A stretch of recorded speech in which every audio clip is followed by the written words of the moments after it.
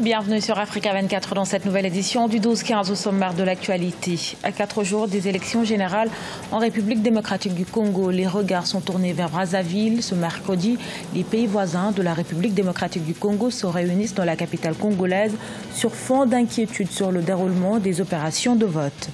En Zambie, la hausse des taxes du secteur minier provoque la colère des principaux opérateurs du secteur. La compagnie canadienne First Quantum Minerals menace de supprimer des milliers d'emplois. Et les architectes en République démocratique du Congo se dotent d'une législature. L'Ordre national des architectes a pour mission première la protection des personnes et des biens dans l'industrie du bâtir, indispensable à la meilleure organisation du secteur. Mais tout d'abord, plus qu'un jour d'attente avant l'annonce des résultats provisoires de l'élection présidentielle à Madagascar. Ce scrutin qui oppose deux anciens chefs d'État, André Joël crédité de 55% des voix contre 44% pour Marc Ravalomanane. Ce dernier conteste les tendances partielles de la commission électorale et ses représentants qui dénoncent des fraudes demandent un recomptage des voix. À noter qu'après l'annonce des résultats prévus ce 27 décembre, les contestataires auront 2 jours pour déposer plainte auprès de la Haute Cour constitutionnelle. Brazzaville accueille ce 26 décembre un sommet exceptionnel sur la République démocratique du Congo. Plusieurs chefs d'État des principaux pays voisins seront présents ou représentés à cette rencontre de la SADC, l'Organisation régionale d'Afrique australe, et de la Conférence internationale de la région des Grands Lacs. À 4 jours de la nouvelle date des élections générales en République démocratique du Congo, ce sommet tient donc à lancer un message d'apaisement à tous les acteurs politiques, mais s'inquiète également d'une éventuelle crise post-électorale et des répercussions qu'elle pourrait avoir dans la sous-région. On écoute à ce propos Kerwin Maïzo, analyste politique. Le Congo est un pays central. C'est-à-dire ce pays se trouve dans la zone CEAC, l'Afrique centrale, se trouve dans la SADC, c'est-à-dire l'Afrique australe, se trouve, est en contact avec la COMESA, l'Afrique de l'Est, et c'est un pays qui a 9 voisins et qui est très peuplé. Donc, une instabilité au Congo va provoquer une onde de choc dans toute l'Afrique centrale. Ne fût-ce qu'au niveau, par exemple, de l'immigration. Tenez par exemple, la ville de Kinshasa est plus peuplée que tous les Congo-Brazza et les Gabon réunis. C'est-à-dire que si 1/10 de la population de Kinshasa immigrait par exemple vers Brazzaville pour fuir la guerre, la ville de Brazza ne pourra pas tenir. Donc, ils ont intérêt à trouver une solution. Ensuite, il y a un enjeu économique. Si la République démocratique du Congo, qui fait un peu plus de 80 millions d'habitants, est déstabilisée, ça va déstabiliser un marché énorme. Ensuite, ça peut faire tache d'huile, ce qui se passe au Congo par rapport à tous les régimes des pays voisins. Ça peut servir comme un précédent.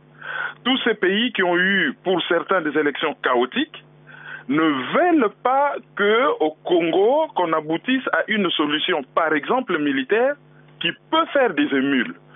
C'est ainsi qu'au nom du principe revendiqué par l'Union africaine, que les problèmes africains doivent trouver solution en Afrique par les Africains, la SADC et l'Union africaine veulent prêcher par l'exemple.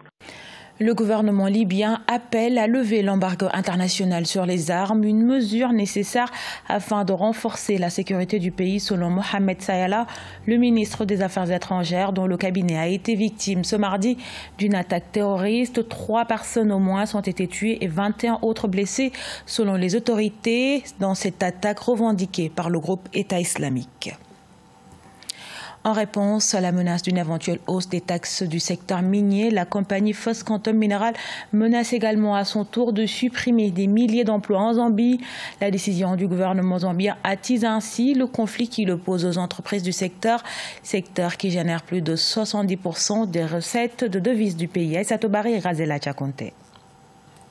La compagnie canadienne First Quantum Minerals prévoit de licencier plus de 2500 employés sur ses mines zambiennes. Cette annonce fait suite à la décision du gouvernement d'introduire de nouvelles taxes minières en remplaçant la taxe sur la valeur ajoutée par une taxe de vente et d'augmenter les redevances à partir de janvier 2019. L'objectif pour la Zambie est de contribuer à la réduction de sa dette publique croissante. Tant que les sociétés minières ont la possibilité de payer cette taxe-là, l'État utiliserait cette cette taxe pour réduire sa dette intérieure ou sa dette globale même de façon générale. Le problème, c'est que les sociétés minières disent nous ne pouvons pas. Donc en même temps, l'État n'aura plus la possibilité, si vous voulez, de récolter les taxes. Donc en même temps, sa capacité à rembourser, si vous voulez, sa dette intérieure est mise en place en même temps. Dans un communiqué, la compagnie minière envisage une mise à pied de 1250 de ses employés au niveau de sa mine Sentinelle à Kulumbila et 1250 autres pour la mine Kansashi à Solwezi au premier trimestre 2019, ainsi qu'un nombre encore non déterminé de contractants. Il y a une grande partie des acteurs économiques qui échappent aux taxes. Il s'agit du secteur informel. Trouver des meilleures formules pour élargir la base fiscale. Sinon, l'augmentation des taxes au niveau d'un certain nombre d'acteurs économiques fait que alourdir les coûts de gestion de ces acteurs-là et affaiblir en même temps leur capacité à payer d'autres taxes. Une menace que ne cesse de brandir la compagnie minière pour tenter de stopper cette nouvelle mesure. De son côté, le gouvernement a déclaré que le pays pourrait annuler le permis de travail de certains travailleurs étrangers dans les mines si les compagnies rendent effectif leur plan de licenciement. Il faut noter que l'industrie minière représente plus de 70% des recettes de devises en Zambie. En Tunisie, un journaliste est immolé par le feu dans la nuit du 24 au 25 décembre. À travers cet acte, Abdelrazak Zorgui dénonce la pauvreté et la précarité dans lesquelles sont plongés ses compatriotes. Son geste a provoqué des violences avec les forces de l'ordre à Kasserine, dans le centre-ouest du pays. À noter que le pays fait actuellement face à une crise économique et sociale marquée par un chômage au-dessus de 15%, une inflation à 8% et une chute du dinar, la devise nationale. En République démocratique du Congo, l'industrie de la construction immobilière est en pleine mutation. La loi sur la création de l'ordre des architectes a été promulguée le 13 décembre, mettant ainsi fin à la société des architectes mise en place depuis l'époque coloniale. Avec l'ordre national des architectes, la corporation souhaite une meilleure organisation du secteur. Reportage de notre correspondant Jacques Amboka.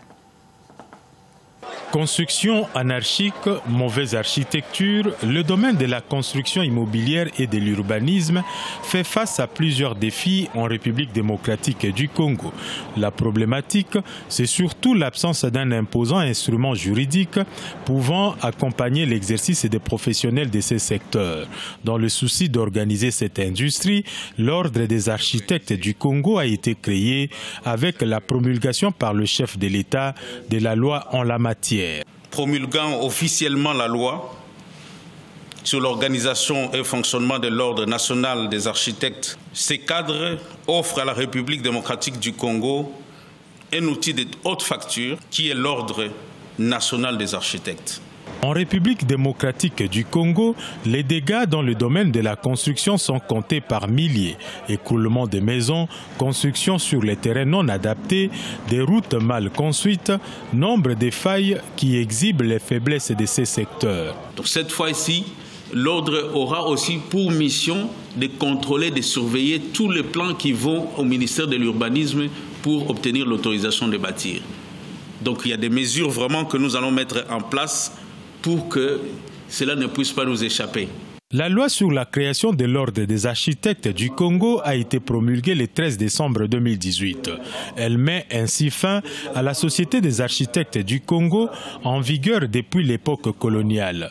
L'Ordre des architectes créé réunira, après un solide processus d'adhésion, des architectes, architectes intérieurs, paysagistes et les urbanistes. Ce journal a été réalisé par l'ensemble de la rédaction. Merci pour votre fidélité. Retrouvez dans un instant une nouvelle édition de l'actualité sur Africa 24.